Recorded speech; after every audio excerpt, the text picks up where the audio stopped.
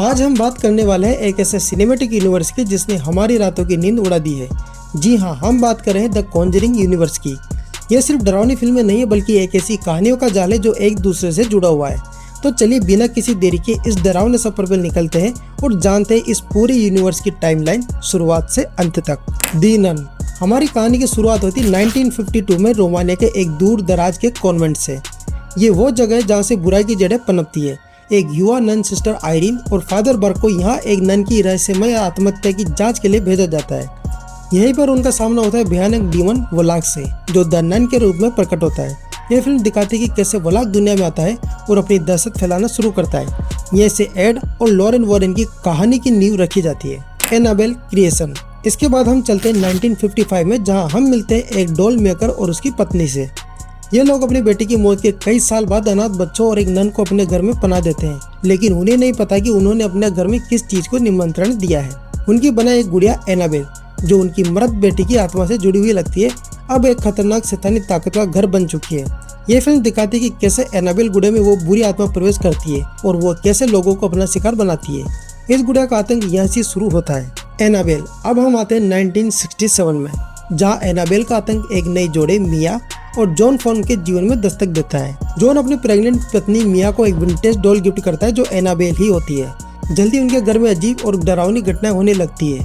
ये गुड़िया मिया और उसके होने वाले बच्चे को निशाना बनाती है और उन्हें एहसास होता है कि ये सिर्फ एक गुड़िया नहीं बल्कि कुछ और है। ये फिल्म दिखाती है कि कैसे एनाबेल एक परिवार के जीवन में घर बर्बादती है और कैसे वो एक कल्ट से भी जुड़ी होती है। The Conjuring. और अब वो फिल्म जिसने इस पूरे यूनिवर्स की शुरुआत की। हम पहुंच जाते हैं 1971 में, जहाँ एड और लॉरेन वॉरेन, जो एक पैरानॉर्मल इन्वेस्टिगेटर है, रोड आइलैंड के एक फार्म हाउस में एक परिवार की मदद करने आते हैं। पेरोन परिवार अपने नए घर में कुछ भयानक पैरानॉर्मल एक्टिविटीज का अनुभव करता है। ये घर एक चुड़ैल बात सेवा सरमन की आत्मा से स्थापित है। वॉरेन्स को इसी बुरी आत्मा का सामना करना पड़ता है और उन्हें परिवार को बचाने के लिए एक एक्सोर्सिज्म करना पड़ता है। ये फिल्म दिखाती है कि कैसे वॉरेन्स पहली बार इतने बड़े शैतानी खतरे का सामना करते हैं और कैसे उनकी प्रसिद्धि बढ़ती है। Annabelle comes Holmes.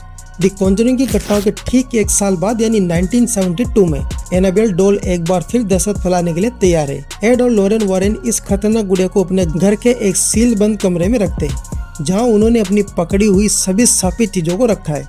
लेकिन एक रात उनकी बेटी जूडी उसकी केयर टेकर मेरी एलन की दोस्त डेनियला गलती से एनाबेल को आजाद कर देती है। अब एनाबेल वॉरेन के घर में कैद दूसरी बुरी आत्माओं को भी जगा देती है और तीनों लड़कियों को इस रात से बचने के लिए संघर्ष करना पड़ता है। द कर्स ऑफ ला लोरोना। हम पहुंचते हैं 1973 लॉस एंजलिस में, जहां एक सोशल वर्कर एना टेरेज और उसके बच्चों का सामना एक पुरानी मैक्सिकन लोक कथा की डरावनी आत्मा ला लोरोना से होता है। ये एक ऐसी माँ की आत्मा है जिसने अपने बच्चों को डुबोकर मार दिया था और अब वो दूसरे बच्चों को अपना शिकार बनाती है। एना को अपनी और अपने बच्चों की जान बचाने के लिए इस रोती हुई औरत से लड़ना पड़ता है। इस फिल्म का कनेक्शन भी वॉरेन यूनिवर्स से है, क्योंकि इसमें फादर पेरेज का किरदार है जो एनाबेल फिल्म में भी दिखाई दिए थे। The Conjuring 2। अब हम आते हैं 1977 में, जब एड और लॉरेन वॉरेन इंग्लैंड के एनफील्ड में एक परिवार की मदद करने जाते हैं। हॉडसन परिवार, खासकर छोटी बेटी जेनेट, एक शक्तिशाली और खतरनाक पोल्टरजिस्ट से परेशान है। वॉरेन्स को पता चलता है कि यहाँ एक बूढ़े व्यक्ति की आत्मा है जो उनसे बदला लेना चाहती है और इसके पीछे एक बार फिर डीमन वलाक का हाथ है, जो द नन के रूप में वापस आ गया है। लॉरेन को इस डीमन से सीधा मुकाबला करना पड़ता है ताकि वो परिवार को बचा सके। The Conjuring the devil made me do it. हमारी यात्रा का अगला पड़ाव है 1981, जब एड और लॉरेन वॉरेन एक ऐसे केस में शामिल होते हैं जो पूरे अमेरिका में सुर्खियां बटोरता है। ऑर्नी जॉनसन नाम के एक व्यक्ति पर हत्या का आरोप लगता है, लेकिन वो अपना बचाव इस आधार पर करता है कि एक डीमन ने उसे ऐसा करने के लिए मजबूर किया। वॉरेन्स को इस बात की तह तक जाना होता है कि क्या ऑर्नी सच में शैतानी कब्जे में था और क्या कोई शैतानी ताकत उसे नियंत्रण कर रही थी। ये फिल्म एक सच्ची घटना पर आधारित है और दिखाते कि कैसे वॉरेन्स एक शैतानी समझौते और एक शक्तिशाली चुड़ैल से लड़ते हैं। The Conjuring last rites. और अब इस डरावनी टाइमलाइन का अंत होता है 1986 में द कॉन्जरिंग लास्ट राइट्स के साथ। 1986 पेंसिल्वेनिया का स्मॉल परिवार एक ऐसे डरावने अनुभव से गुजर रहा था जो इंसानी समझ से परे था। उनके घर में छुपी थी एक दानवी ताकत और इसे खत्म करने आए थे दुनिया के मशहूर पैरानॉर्मल इन्वेस्टिगेटर्स एड और लॉरेन वॉरेन।